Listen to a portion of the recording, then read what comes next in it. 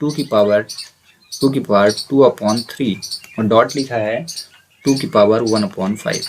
अगर इस क्वेश्चन को सॉल्व करना है तो इसको कैसे करोगे, पहले 2 लिख देना यानी आधार। यहाँ पे आप देखोगे, गौर करिए तो यहाँ पे आपको मिलेगा कि इनके बेस जो है सेम है, ये भी 2 ये भी 2 एक जैसे है ना। तो जब एक जैसी कंडीशन हो तो क्या करना, एक को लिख देना, जैसे यहाँ पे आपने लिख दिया, ठीक है। अब फिर इनकी पावर देखो तो इसकी पावर 2/3 है, इसकी पावर 1/5 है। अलग अलग हुआ ना, अलग अलग हो गया ना।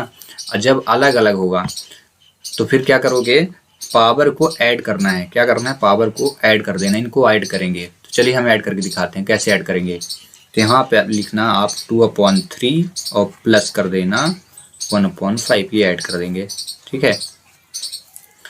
देन इसके बाद क्या करना, एक फार्मूला जो है काम करता है, उस फार्मूले को मैं रिप्रेजेंट करता हूँ, देखना कैसे, ठीक है ना। ये फार्मूला जो है देखो, फार्मूला क्या है, x की पावर यदि m हो और डॉट x की पावर n हो, देन बिकम x की पावर m प्लस n हो जाता है। यानी ये जो दोनों बेस सेम है ना, इसीलिए वो ऐड हो जाते हैं। तो इस फार्मूले को आप याद रखना कि अगर आधार समान हो, नीचे जो है x इसको आधार कहते हैं, ऊपर जो है इसको घात कहते हैं। यानी आधार एक जैसे हो, घात अलग अलग हो तो जुड़ जाती है। तो यही मैं यहाँ कर रहा हूँ, ठीक है। तो चलिए जोड़ते हैं। तो क्या करना, इस 5 को, 5 देख रहे हो ना, इस 5 के इंटू कर देना, किससे, 2 से कर देना। तो 5 2 जा कितना हो गया, उससे पहले आधार लिख लेना, ठीक है। 5 2 जा कितना होगा 10। अब प्लस करना, ठीक है। अब इस 3 का इंटू किससे कर देना, 1 से कर देना। तो 3 1 जा 3 हो गया। फिर डिवाइड लगा देना, और डिवाइड लगाने के बाद आपका काम जो रहेगा वो क्या रहेगा, देखना है ना।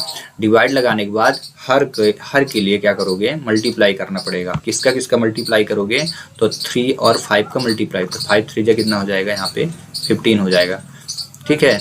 देन इक्वल लगा लेना, 2 लिखना, और 10 में 3 जोड़ोगे, 10 और 3 को जोड़ना तो कितना हो गया 13 अपॉन कितना हो जाएगा 15। और इस प्रकार ये क्वेश्चन हो जाएगा सॉल्व, ठीक है। यदि कटे तो काट भी देना, लेकिन यहाँ पे देखो 13 और 15 एक दूसरे से कटने वाला नहीं, इसलिए क्वेश्चन यहीं पे सॉल्व हो जाएगा। इस प्रकार ये क्वेश्चन हुआ सॉल्व। तो अगर आपको समझ में आ गया हो तो चलिए मैं 2-3 क्वेश्चन दे देता हूँ। जैसे 3 की पावर 1/5 और डॉट दे दिया 3 की पावर 1/2। दूसरा क्वेश्चन दे दिया, दूसरा क्वेश्चन, ठीक है। एक में दूसरा क्वेश्चन मैं आपको दे देता हूँ 7 की पावर 1/3 और डॉट 7 की पावर 2/3।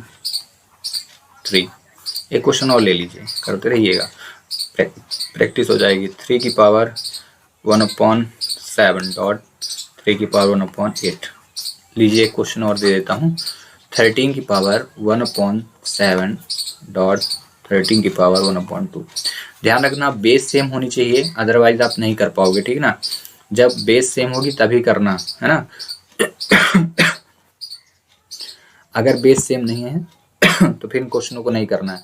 बेस मतलब होता है आधार, आधार एक जैसे होने चाहिए। फार्मूले पे आप देखो आधार x, आधार x, ठीक है ना। तो यहाँ पे देखोगे क्वेश्चन में भी आधार सेम है, 3 3 है ना, इसलिए कर लेना। हाँ, घात अलग अलग रहेगी, आप देखोगे घात, तो घात यहाँ पे जैसे इस फार्मूले में देखो तो m और n लिखा है ना, ऐसे ही क्वेश्चन का भी जो पावर रहेगी ना, घात अलग अलग रहेगी। ये देखिए 3 है 1/3, 2/3, अलग अलग नंबर है ना। 1/7 तो 1/2 है, ठीक है। तो आप एक इस मेथड से कर लेना है, ठीक है। चलिए।